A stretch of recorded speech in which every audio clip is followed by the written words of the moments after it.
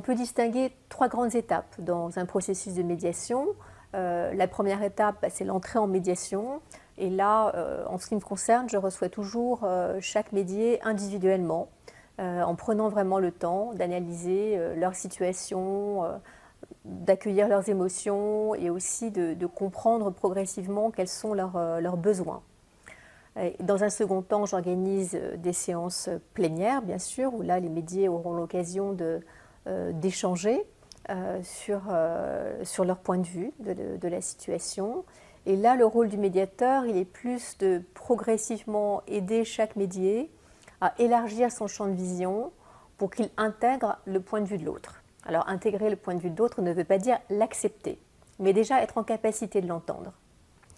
Et la troisième étape, c'est bien sûr la phase de recherche des solutions. Et donc là, c'est une phase qui est très créative et le médiateur est là pour justement pouvoir encadrer, animer ces débats et promouvoir cette créativité, puisqu'on est sur un processus où là, on peut se permettre d'envisager toutes les solutions aux différends qui est exposés.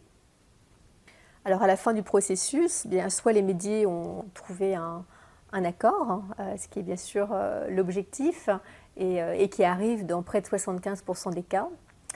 Dans ce cas, cet accord peut rester informel ou se traduire par un écrit. Et là, les médiés peuvent être d'ailleurs aidés par leur conseil juridique si le souhaitent dans cette phase d'écriture.